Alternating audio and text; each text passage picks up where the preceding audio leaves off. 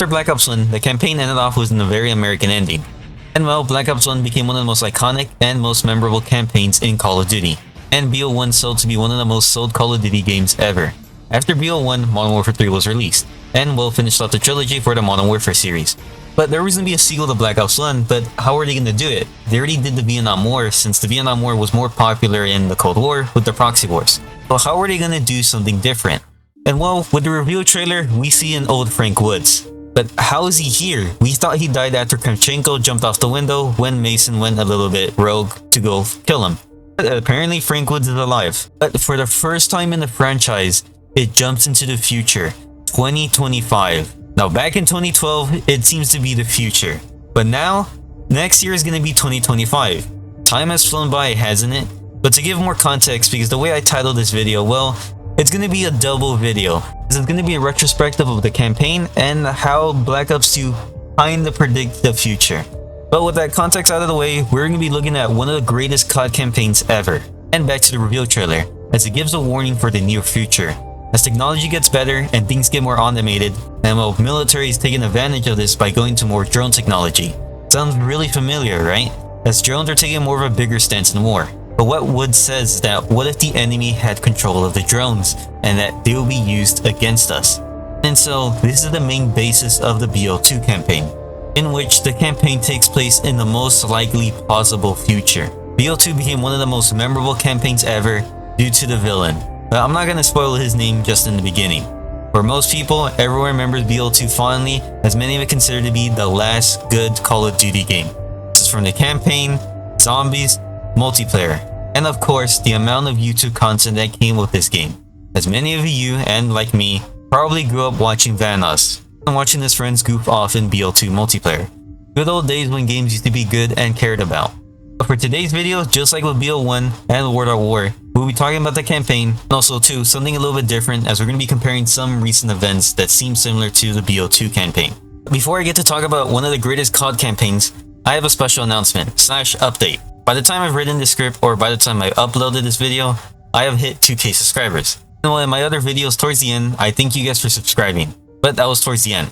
But two things I want to say. I want to do a sub goal, and the sub goal is to hit 5K. The reason for the sub goal is that I want to do Q&A stream, and I want it to be my first stream ever. And I will make a form by the time when I hit 5K, and you guys can ask me any questions either about the channel or any other stuff in general. And the second thing is, I have a Twitter account and a Twitch account. The reason I made a Twitch account is I plan to double stream with YouTube and Twitch in the future. So you can go over there and follow me if you're more comfortable with Twitch. But for my Twitter account, you can follow me over there. It will be something similar to my community posts, which I'll try to post as much as on Twitter, just like with the community post.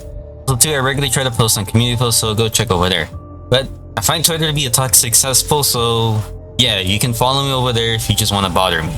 But there will be a link in the description and on my channel profile for those links if you want to go follow me over there. But with that out of the way, let's go back to BO2.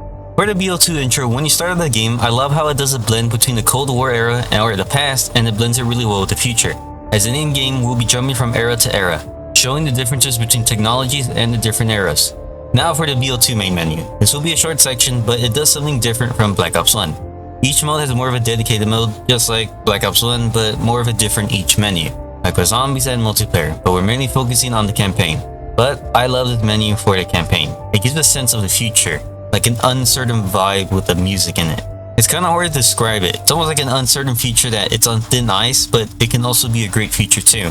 I don't know why I get this vibe with this theme song, but for the things we see in the menu, the technology seems plausible now. Today's not as futuristic as BO2, but it is getting there. And well, since it is in the future, we're going to be playing as Mason's son, David Mason, or his code name in the game, Section. With the BO2 campaign, it jumps from many playable characters. Now Modern Warfare done this before, but now it's Treyarch's turn, and they did an amazing job with it. So let's get right into the story. And before I review this game, there's going to be major spoilers for BO2, and I highly advise you to go out and play this game. And if not, if you don't want to play the game, you could just still watch the video. Still, I highly recommend playing this game. It's really one of the greatest COD campaigns ever, so you should go out and play it. If not, keep watching the video. And also, if you finish the campaign, come back to watching this video. See what I did in my campaign. Anyways, on to the game. Now, as we start the campaign, we begin first with the military raiding or checking out the building, as they're looking for someone. As one of the last rooms they look at, we see a badass character. Safety's on, dipshit. Frank Woods. But now, since we're in the future, he is old. Like, very old. I think he's around 90. Alongside Frank Woods, we get another set of badass characters, Section and Harper. As well, Harper tells us that they're trying to find a person called Raul Menendez. He's the most dangerous terrorist on the planet, leading a group called Cordis Die. And well, Raul Menendez has a certain history with Frank Woods, as he visited him previously before the guys got to him, and he gave him a pendant. And this pendant gives a certain flashback to Section, as he is the son of Alex Mason, as apparently Alex Mason is dead. And well, Woods warns that Menendez is gonna attack, and it's gonna be a big attack too. So Harper and Section need information on Menendez. So Woods gives the story back in the day when Mason was alive still. So after the events of Black Ops 1, Mason has a kid. And I know this takes place in the middle of Cold War, but I'm not talking about that yet. And he wants to get away from the CIA operations, as he's done with it, after the whole incident in Black Ops 1 and in Cold War 2. But Hudson and Colonel Oliver North need Mason, as Woods is captured in Angola. And they need Mason as the CIA is not going to retrieve Woods, in turn leaving them for dead. And so, Mason accepts the mission, as Woods would have done the same thing to him. Go out and save Woods. But in classic Treyarch fashion, they keep up with the historical sense for the campaign, as Angola is not a well-known proxy war in the Cold War. Practically, the Vietnam War overshadows a bunch of proxy wars during the Cold War. But Africa was another proxy front in the Cold War. Well, not many people know this, but it was really destructive for Africa. But and so, we play as Mason, and we have got to save Woods. But we have someone that helps us along the way. Before we go into Angola, BL2 does something different for the first time, as you can change your loadout. And it's kinda neat, but it's there, so it's not really much of a big difference, but you can change your loadout. It's really cool. The thing I forgot about how this game started, it's kind of brutal. The first thing you see is a man burning alive and trapped inside the vehicle. Oh, you could practically see his skin melt right in front of you. And Mason tries to save him, but he dies to the fire. But the person who is helping us is a real-life badass, Johannes Savembe. Victory has begun! Death to the MPLA! As he has information about Woods and where he's captured at, and we are helping him to kind of pay him back for it. Remember, Angola was part of the proxy wars during the Cold War, as the Soviets and the Cubans were supporting the other side, and America briefly supported Savembe's side. So after repelling the MPLA forces, we get information about Woods of where he is.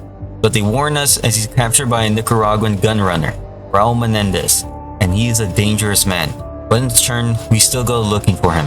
Before we go looking for him, we get a cutscene of how Woods made it out alive after the events of Black Ops 1, as he was recaptured by the Viet Cong and sent to the worst areas of where the American POWs were held during the war. This revelation makes Woods more of a badass before, as he was able to live and escape Vietnam and get back safely to the United States.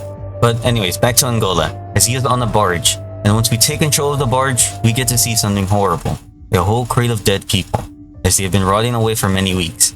But in the middle of the carnage, we see a barely living Frank Woods, and we can see what terrible things they did to him. But before we get back to safety, the barge gets ambushed and gets destroyed in the process, so we crash ashore along the riverbed. So we have to radio for extraction, but it's an enemy territory, and so we have to hide to avoid detection. But as we make it to the radio tower, we get to see Raul Menendez up close, and he is a major threat. As we have him hostage, he doesn't care about it. It's almost like he already knows what we're gonna do and how he's gonna counter it, as he sets off a grenade, and the soldiers who are under him or employed by him go to dive on the grenade to protect Menendez no matter what. And it's not just one soldier, there's another soldier that dives on the grenade too. And this shows that they have a dying devotion to protect Menendez no matter what, as they're willing to die for Menendez and sacrifice their lives for him. But this shows a little subtle hints at how charismatic Menendez is, as he's able to make these men die for him no matter what. In turn, we shoot Menendez in the eye as he tries to stab us, but he survives. And then we get chased by his private army all the way back to the river, as we have no means to call for extraction, and we have to cover our escape. But another unique thing about this game is that we can have access rooms, and well, we can access them and they give us items that help us during the campaign. This allows more of a freedom to the player, a slight change from the linear style that COD had before. But from the heavy fighting, we nearly don't make it out and we make it to the river, and we see a Soviet gunship. And so we think we failed and we're gonna get captured by the Soviets, but it's just Savembe coming to rescue us. So all is fine, we can make it back home with Woods safe. Got him, Mason.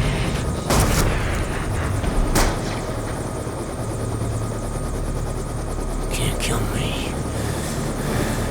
Woods still has the fight in him, no matter what hell he went through. So that was the first mission, a blast into the past. So for the next one, we are going into the future.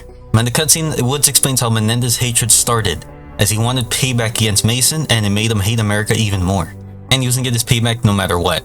And it didn't matter how long it took, as Menendez ran a drug cartel in Nicaragua, and that's how he grew his empire, after his dad died, as he took over the reins of it, after a CIA assassination. And then so we get into the bits of the parts where BO2 kind of predicted the future, as Woods explains that America was busy in the Middle East and Russia and China started to build up. And he talks about the rare element that runs on every electronic device, and that the whole world runs on it, as things become more automated and we become more reliant on computers. Well, a certain country has a monopoly on this, and that is China. America lost their hold of the monopoly of the element market to China, as China is the major industry that's making the chips for every device in the world in BO2. Sounds really kind of familiar, but if you want the cross-reference, Taiwan is one of the top businesses in the chip market in real life. And well, there's been plans for America to make it self-reliant on its own chip industry, due to the tensions that Taiwan is getting from China. So maybe in the Black Ops universe, Taiwan probably got invaded. So that's what led China to have a massive market in the chip industry. But Wood says that while that was going on in the background, Menendez was playing his cards right, as he cultivated a group called Cordis Die, rallying the common people's support, even getting billions of supporters, and no one in the public knows that it's Menendez, as Menendez credits himself as Odysseus. Woods told that the government that Odysseus was Raul Menendez, but they didn't care, or they were too busy. This was around the time that the drones arms race was starting to kick up. A bunch of companies started to get contracts for each superpower, making a whole bunch of drones for them. Another Cold War was going to start, making it the second Cold War. But this Cold War is not based off ideology, it's more based off of money. As now every drone was using chips from China. And it seems an alleged cyber attack on China led to hostile relations to the US, so the bloc started to form. Two superpowers once again locked in the Cold War, and this is between America and China, marking the second Cold War. Sounds really kind of familiar as of now, but back to BO2. But for Cordis Die, it's gaining power and it is our job to stop it, as things are about to blow up. So we have to go to Burma or Myanmar to infiltrate a facility and grab and go whatever is in there. First time being in the future. And well, we're on a mountain or cliff face, and we have to use these gloves to help with our grip. BO2, I think it did so well than the other futuristic Call of Duties is that the tech is plausible. So it kind of adds an element of realism to it, as this part of the game is really cool. You have to use a wingsuit to go to the facility, and I have to admit, most of my recording I'm using a keyboard and mouse, and I'm not used to playing these games on the keyboard and mouse. I'm more used to playing them on the controller. So there's going to be a lot of fails for me. More of this future tech gets seen more as we can see that the enemy has cloaking technology. This army group is a private military company, PMCs, funded by Menendez, which also reflects today as the end of the Cold War PMC groups have been on the rise. And well, they're defending the facility, and we have to go find something, whatever they're hiding in here. So a massive firefight begins, and then we fight against the enemy. And again, using new tech like new weapons and everything. And also to some access points of where they can help you in the campaign, like hacking a drone and using it against the enemy. And what's cool about it is that we hack it on the fly.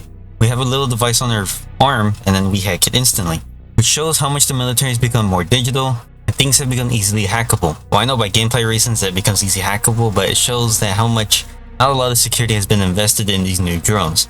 Which has been a scary thought for many of the drones we use today. What happens if they get in hands of someone else? And that becomes a major danger. After the fighting, we find the facility and we go inside of it to see Menendez's full operation of what he's doing. And well, we really see what's been going on in the future with manufacturing. 3D processing has been going rampant, and well, they can make weapons out of it. As to make riot shields, but also most likely they're making weapons out of it. Since well, people have been doing that. But it shows Menendez is gearing up for a major war. As also too, they're manufacturing drones here too. And in this level, we see the type of drones that they are using, and they are advanced for that time. Again, like what I said earlier, it just shows that drones have taken more into place in more modern warfare. And again, not to the extent of BO2, but that's what's happening in real life in the wars we have today. Drones have been taking more of a lead in open warfare. Most of them are probably used by guerrilla tactics, but we don't know what the major military powers have been using for drones for, or how advanced they are. But in this facility, there's something important that we need to take away from Menendez, the Celerium. And then, well, it's a type of worm that has enough processing power to engage a cyber attack across the whole world. And Menendez is going to use this. Well, the guy that gives it to us said that there was a rumor that he was going to use it around, and that the name for the cyber weapon was called Karma. If Menendez uses the Celerium worm, well, it's going to be impossible to go against. No one else on the planet can stop the cyber attack when it's in process of doing it. And so once we retrieve it, we have to fight our way out. In turn we do, as there's another team that helps us extract from here. And so we're one step closer to fighting against Menendez. Still, Menendez is still a scary person to all the people, especially for the Admiral. But Harper reiterates saying that Menendez is just some old man. And so that was the first mission into the future. These two missions perfectly replicate Black Ops 2 of what the story is going to go with it. We're going from the past and going to the future. Two perfect blends, not going too much into one era, but giving a perfect balance. And so for the next mission, we're going to go back to the past with another Wood story and more, and background from Menendez. What I love about this game in the next cutscene, it shows that how our characters are trying to get inside the mind of Menendez and what makes him tick. Which I really like because I don't think any other Call of Duty has done this, where they try to understand the villain's motive and well, they're going to have to try to stop him no matter what. As well, another squad mate, Salazar, he grew up in Nicaragua where Menendez was in control of his drug cartel and then running rampant in Nicaragua. Well, Menendez hates America for a reason. There was a proxy war in Nicaragua. Well, US meddled with it as was part of the Cold War in the Nicaraguan Revolution. And Menendez didn't like that another world power was meddling inside Nicaragua and well, killed a bunch of his family and his own people. And well, his family, well, their wealth was ruined when the earthquake happened in 72, which in turn made them poor. And so his family had to make Rio new and then well, sold drugs and started a cartel. When Menendez's father died, he took control of the cartel and started gun running, making his own private army and started rallying people to his cause. As well, he went to Afghanistan to start his own private army over there. With Menendez getting more powerful, the CIA wanted more information on him, and they needed to go in Afghanistan. So cues another flashback from another story from Woods. Mason and Woods went to Afghanistan and also alongside Hudson too. And we have to help the Afghanistan rebels, the Mujahideen, as the Soviets are involved in Afghanistan. In real life, the US helped fund the Mujahideen to fight against the Soviet presence in Afghanistan. And the reason we're helping the Mujahideen in this particular instance, because they don't want any American soldiers on the front lines of Afghanistan as the Soviet Union would get pissed off. We're helping them because they have information on Raul Menendez.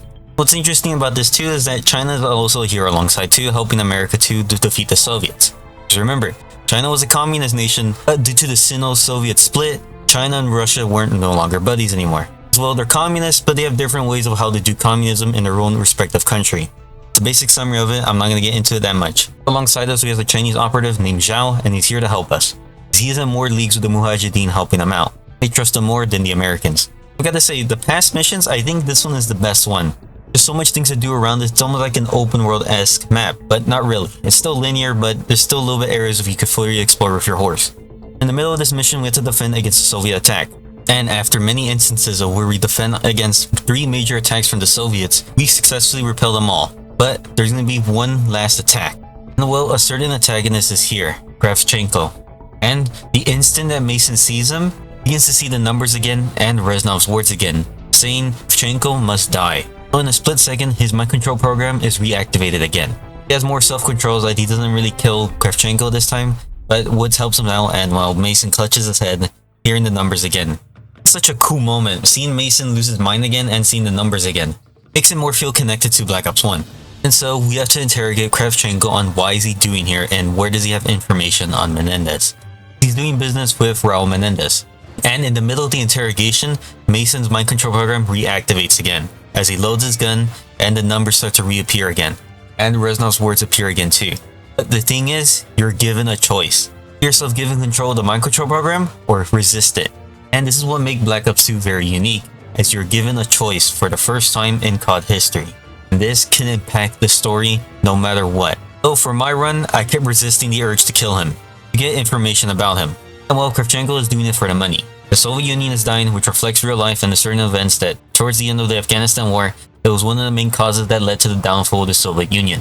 And well, the systems that America installed is beginning to run around the world that money is all that matters, making a lot of countries and leaders greedy. Menendez is in the process of building an army to strike the US. Even in the past, Kravchenko says one thing, Menendez has people in the CIA. Menendez is so powerful that he's already infiltrated America already.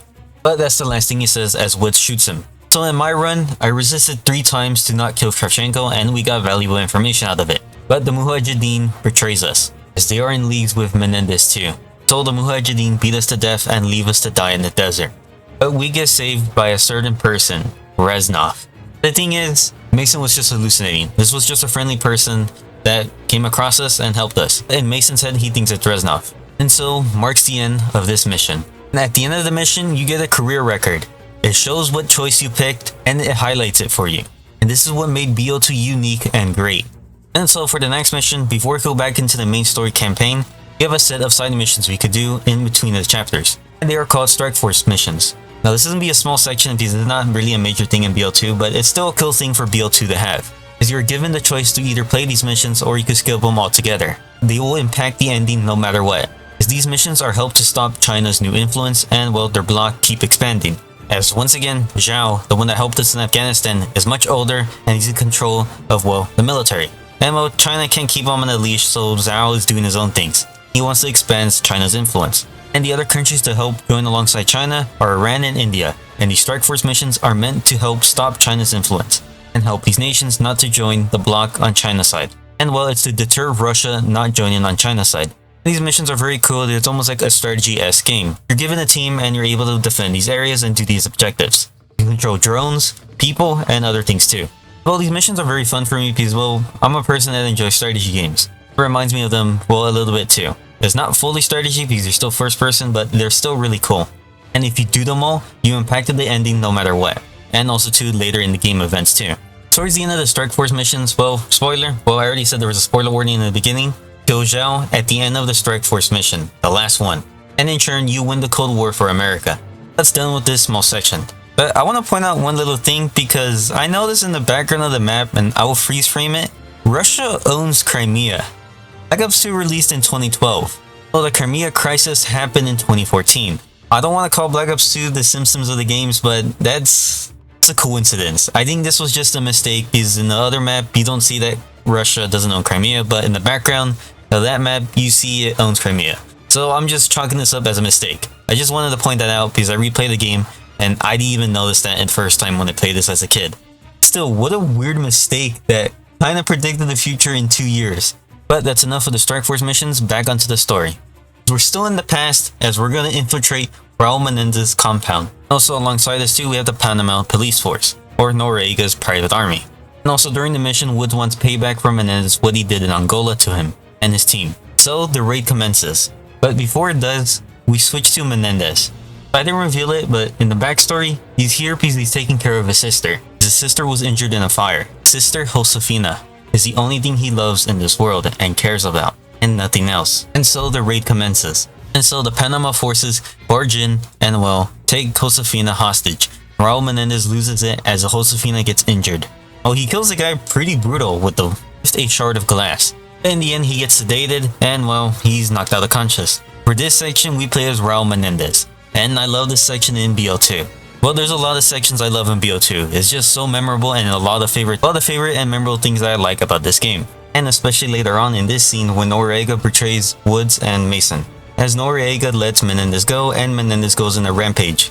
And this section is one of the most badass moments as Menendez is you're almost like a killing machine, killing as much as people you go as you're trying to get back to your house, save your sister. For Menendez, he's just a complete animal. It's like a switch for him. He's just seeing red, and I like how the game visualizes it too. So I don't think you could die in this section too. I think you're practically invincible. But towards the end of the section, you make it back to your house, but you're stopped by Hudson, and also there's Woods and Mason, as Woods throws a grenade into his sister's bedroom. Menendez goes to dive on the grenade, but it cuts to back saying 10 minutes earlier. And then we go back to playing Woods and Mason. And the raid started, and before when Menendez got captured. But we're going to catch up where Menendez is, because we're going to try to capture him. Later on, the characters find out that Menendez escaped, and Woods loses his shit. He wants revenge against Menendez of what he did to him back in Angola. Hudson tries to calm him down, but Woods is not going to calm down, because towards the end, you'll see why. As we go into the compound, there's something important you need to do, but it's up to your choice. If you look around, you could pick up a CIA memo. Why does Menendez has a CIA memo? Doesn't make any sense, but remember back when Korchenko said that Menendez has people in the CIA? Well, this is one reason, and this decision can help you later down in the story for one important decision. Along the way, Mason tries to calm down Woods, but Woods doesn't calm down. Towards the end of the level, it gets to reaches a boiling point and loses it. He headbutts Mason and he throws a grenade into the room, which in turn kills Menendez's sister. In the future, Woods feels bad because he didn't know his sister was inside the room. He didn't mean to kill an innocent person, he just wanted to kill Menendez, but in the process of it, he killed someone else. And well, apparently Menendez dies, as the Panama forces take Menendez's body away. And then so Menendez wants revenge against Woods, is what he did. And this gives us more of a backstory of why Menendez wants revenge. And so we go into the next section, back into the future. In this mission, we go into more of the espionage-esque. But later down in the mission, because in the first part of the game, we're attacked by the Pakistan army. We have drones alongside us, they're claw units, and these guys are beasts. These guys shred through everything, and it shows how much drone technology has advanced over time. But the reason we're doing an espionage mission in Pakistan is we're looking for another second right-hand man to Menendez, the Falco. We have to fight through the heavy fighting to get to that area. as it's across the town and we have to go over there while the city is flooded. But along the way, we see how harsh the future is in terms of the weather. The flooding, it practically destroys half the city. Dodge a lot of vehicles and a lot of debris along the way. We see how harsh the flood is to the civilians, as the civilians are not even getting help at all. They're off to fend for themselves. Of course, there's looters, but there's helicopter drones, and well, they shoot on sight no matter what. A person's trying to hide away or trying to get away from the drones, well, they're gonna get shot at no matter what. Off to fend for themselves, no matter what. Well, due to this, I think they show this too because it shows that how Menendez is getting a lot of support. Menendez plays as a populist. He rallies the people as they're being forgotten, left by their own government, and so he rallies a lot of people, which are 2 billion supporters around the world. Now, there's another instance where it shows that he gets more support too. I think this section shows that what other people lean to his ear. Menendez knows the struggles because he went through a similar thing too. But as we hide along the drones, we make it to the area. And this section is where the true espionage begins, as we have to record a meeting with Menendez and Falco, but 3 times. Once again, if you don't manage to do it, it changes the story. But if you do, it heavily impacts the story in a good way. But I like how towards the end of the espionage, Raul Menendez knows that we're spying on him. Always one step closer ahead of us. As well, he practically wanted us to hear his meeting, because he knows he's gonna win no matter what. So he tries to dispose of us. And well, we have to escape. And I forgot how badass this section is, as we have to use a vehicle in order to escape. This is another memorable part in Black Ops 2, but there's other ones that overshadow this. During this chase sequence, I got Harper's face burned in the process. But this doesn't majorly change the story, it should change a few dialogue, but you have the choice not to burn his face. Towards the end of the sequence, we get intercepted by the Chinese army. But Pakistan is part of the faction in China. They let us go because they have an interest in Raul Menendez, and well, starts a little friendship with us. It's a little, it's more of a like, the enemy of my enemy is my friend, so it's like that type of friendship. It's more pragmatic, because they also too want to stop Menendez. It really shows how powerful Menendez is that the 2 superpowers are going after this one guy. Now Menendez is powerful, influential, and dangerous, and they know they could take down both of the superpowers on the planet. It shows how much of an urgency that they need to stop Menendez no matter what in the campaign. I really like it shows Menendez is a competent villain and he's very dangerous. I think he's one of the most iconic COD villains in COD history. And I can't think of another villain character that can beat him. I know Makarov in the first trilogy of Modern Warfare is a good villain, but I think Raul Menendez overshadows him. That's just my opinion. So we go into the next mission. Now I would like to say this is Black Ops version of No Russian. We have to go to the city on the sea.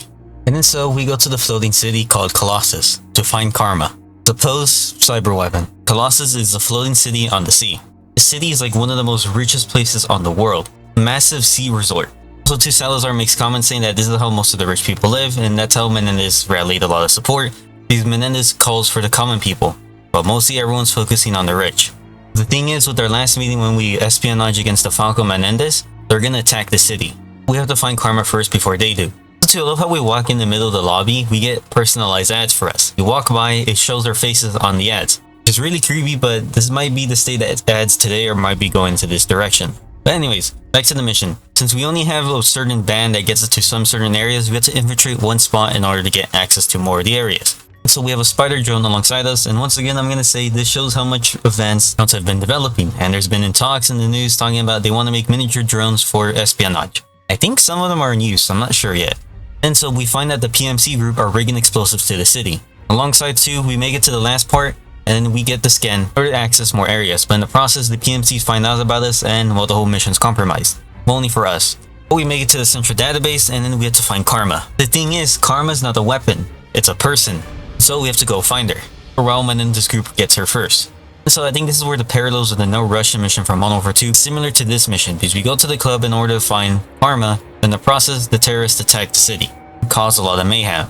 But replaying this now today is kind of disturbing. I don't remember that much as a kid playing this mission, but right now it feels a little bit disturbing as you see a lot of injured people and some of them are still alive. Well, practically they're bleeding out due to the attack. Yes, we can't help them. We have to stop the Falco from getting Karma, as their group is practically blowing the ship. So we have to go through heavy fighting and try to find the Falco with Karma. In the end, we do. And then for my game, I killed the Falco. Because if you let them escape, well, you're gonna have to do a Strike Force mission in order to save Karma. Because you need Karma in order to help get a better ending in the game. Having Karma alongside you stops Menendez for a little bit. He's still gonna do the attack no matter what. So we beat the mission, and begins one of the most memorable missions in BO2. And of course, one of the most heartbreaking missions too. The mission is called Suffer With Me. As for this mission, it is the last of Wood's story. Last of the past missions. As in the previous mission, Section realized that what happened to his father. He said that he died to a random person, but that wasn't the case. he wants to know, did he die to Menendez? And he goes to Woods back to the vault and asks him about it. And so Woods gives his final story of what happened to his father, as Mason died in Panama, as this was Woods and Mason's last mission together. So we're going to take out the Panama president, Noriega, for good this time. This time it's going to be another CIA operation, as this is going to happen during the invasion of Panama. Depose and completely discredit Noriega's image so no uprisings can come along. Again, in a historical sense, this happened in real life. There was an invasion of Panama. For us, it's our mission to take out Noriega, and we do so. With the invasion in full swing, we go to Panama, and we fight through the city. Noriega is trying to escape. So we go to his hell and intercept him. And also too, I didn't say this about this, but we're playing in the perspective of Frank Woods, not Mason. Alongside the mission, Hudson begins to act weird. Still don't know what's wrong with him or what he's doing, it being very cryptic, but they still follow his orders. Still, they bring him to another checkpoint while fighting through heavy fighting, but they don't trust Noriega as he's just a rat, or a weasel. He's trying to find ways to escape, and they don't trust him at all. Mason and Woods do not trust him at all. Throughout the fighting, we see that the US invasion is in full swing, completely decimating the city, taking out Noriega's forces. Also, I forgot to clarify, the invasion of Panama happened around 1989 and 1990. So near the end of the Cold War. After this is where Black Ops 6 takes place after. It takes place after this mission and after the invasion of Panama. We have to wait to the end of the year to see the full campaign of BL6. So we finally make it to the American checkpoint, as Noriega is a prisoner, and well, we're gonna exchange him with another prisoner. Hudson doesn't give us the name of this prisoner, just codenamed Nexus. And so, we go on the rooftop with Noriega, as he kills one of his troop, as he says he doesn't want to be seen betraying this person. And as we get the sniper rifle, we aim at the target, and Hudson tells us the name. It's Raul Menendez. Woods can finally get his revenge against Raul Menendez. And as we look through the scope with the sniper rifle, we see that they're bringing out Raul Menendez. And so, you take the shot, finally killing Raul Menendez. And so, you go check the body. But it isn't what you were expecting. And nobody was expecting this too. Smart about. The fuck is going on? What's going on here? No!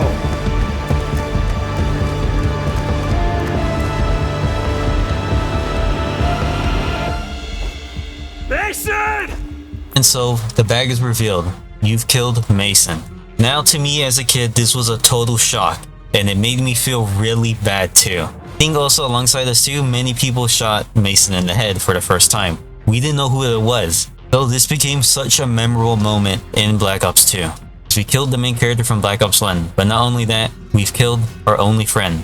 As well, in this perspective, we play as Woods. He killed his best friend. But I didn't go with this route, because I went with the perfect ending. So with another run, I didn't shoot Mason in the head. I shot him in the legs, which in turn makes him survive. Still, Mason is critically injured and Woods thinks he kills him when he shoots him in the legs. And Woods attempts to pull the gun on Noriega, but in the process he gets his legs taken out by none other by Raul Menendez. And the way how Woods gets his legs taken out or knees taken out is really brutal. Holy crap, I wouldn't expect him to survive this, but he is. But of course he's confined to a wheelchair because of this event. Menendez blows off his kneecaps with a spaz, a shotgun. In so section, David Mason finally gets the truth of what happened to his dad. What I like about this dynamic is that he doesn't blame Woods. He mostly blames Menendez, because Menendez forced Woods to kill Mason in a freak accident. Practically, he was kidnapped by Menendez. Well, Menendez wanted payback against Mason and Woods, and he got his payback. And also too, in another room, we also see that he kills Hudson, blows off his legs and kills him with the pendant. This also makes Menendez another great villain.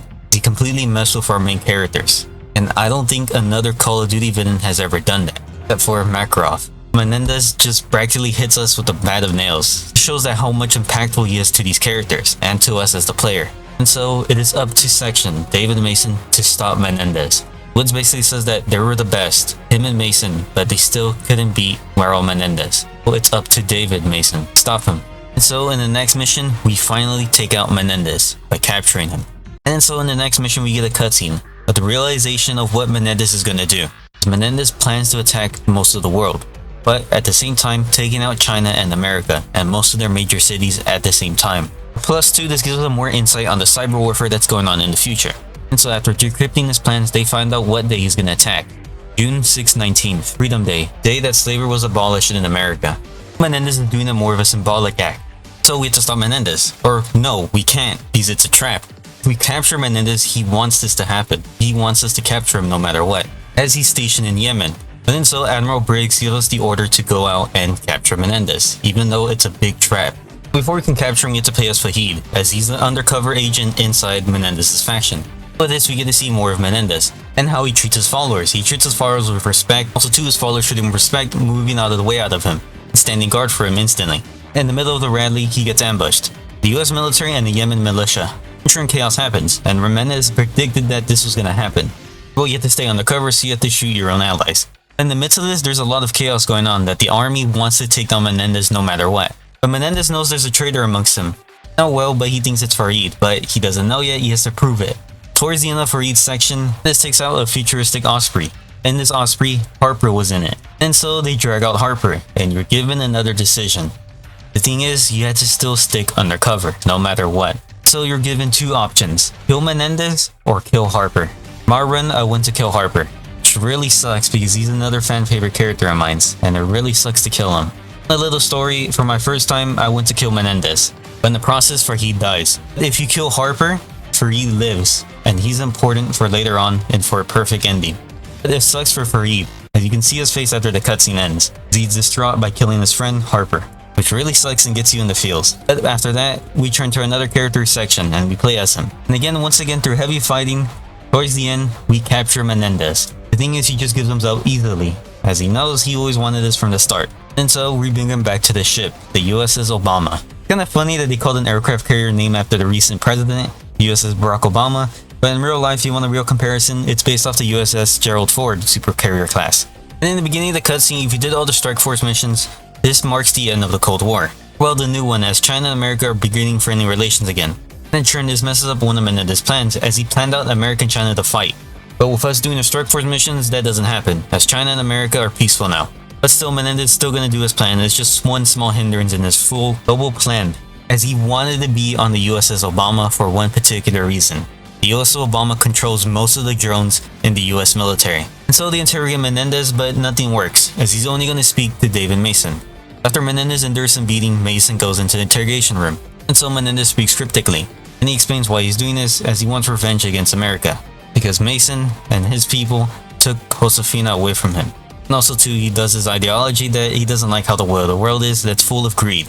It's the root of all evil in his eyes. In the middle of the interrogation, as he speaks to us, the USS Obama gets attacked, an unmarked plane. In the middle of the attack of the plane, Menendez surprisingly uncuffs himself, even though Salazar was there with him. Somehow, Menendez broke his cuffs and killed the guard, and well, he knocks out Mason. But after Mason wakes up, we have to defend the Obama. It's a full-scale attack on the carrier, also to taking off some of the Navy ships in the water. But again, you could chalk it up to the sabotage from the PMC forces on the ship, as they're practically paratrooping or jet trooping inside the ship. So they try to reactivate the automated defense systems, but they can't. And so, they have to shut down the system and reboot it. But Menendez planned for this, as he's waiting outside the server room. And so the ship gets rebooted, unlocking the server room. And then so, Menendez takes hostage of Admiral Briggs, completely controlling the whole room. The thing is, Menendez is outgunned. There's 3 people with guns inside the room, but they have a complete shot on him. The thing is, Admiral Briggs tells Salazar to kill him so he could kill Menendez too in the same process.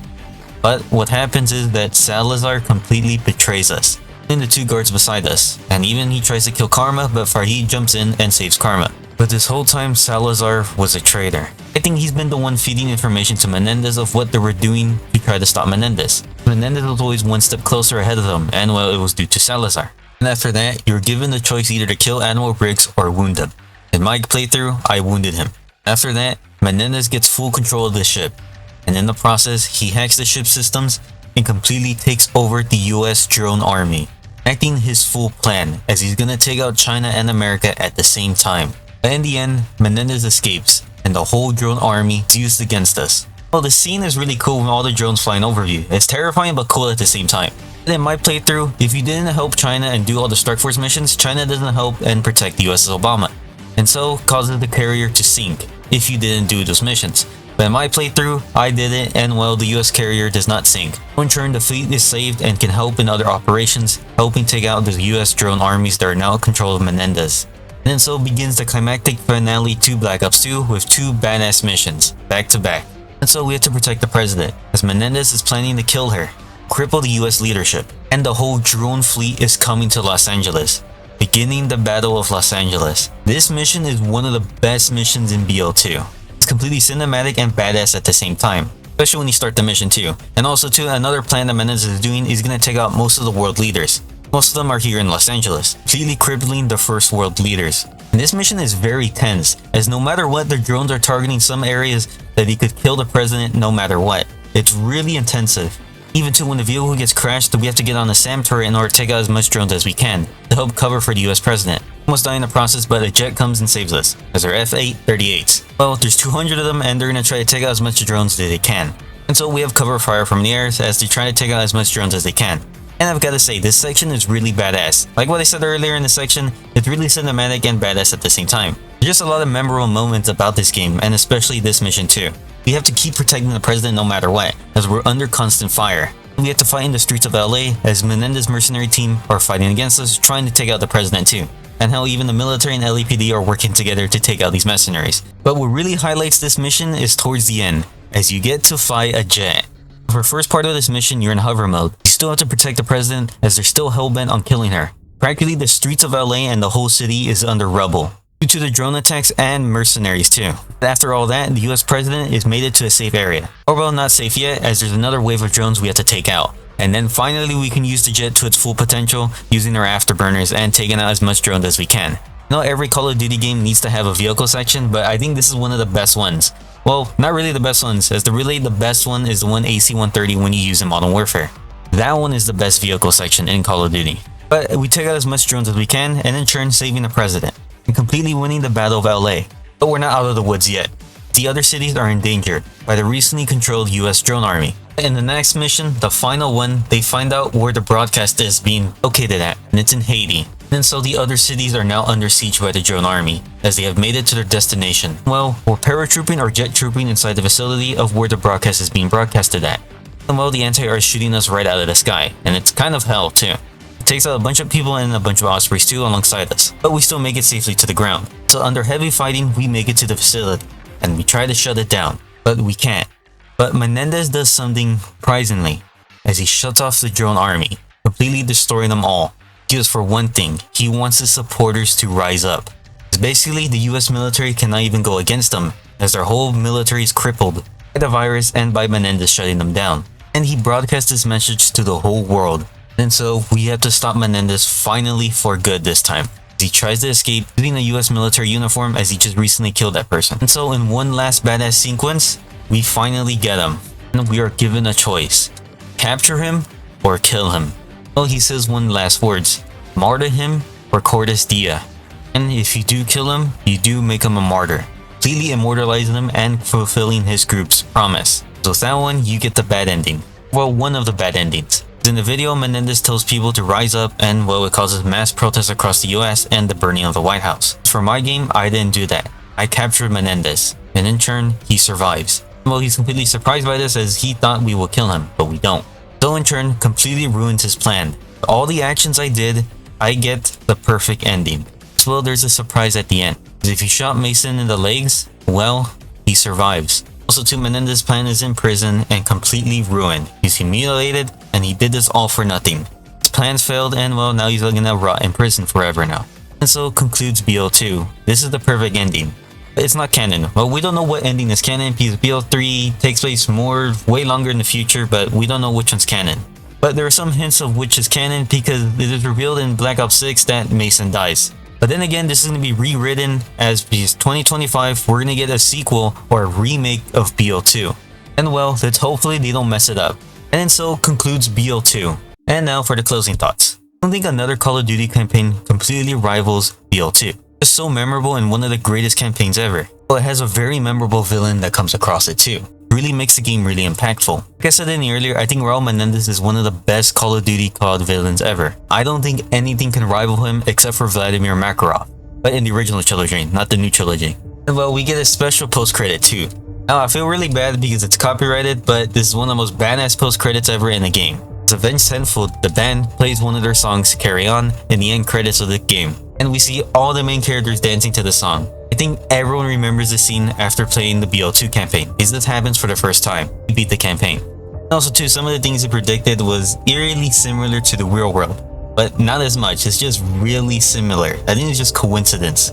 It's still kind of weird that they did kind of predict the world in 2024, but hopefully a Menendez-like figure doesn't appear in 2025. That's a joke. I know that's never gonna happen. But still, it's still an interesting thing for this game to similarly predict the future.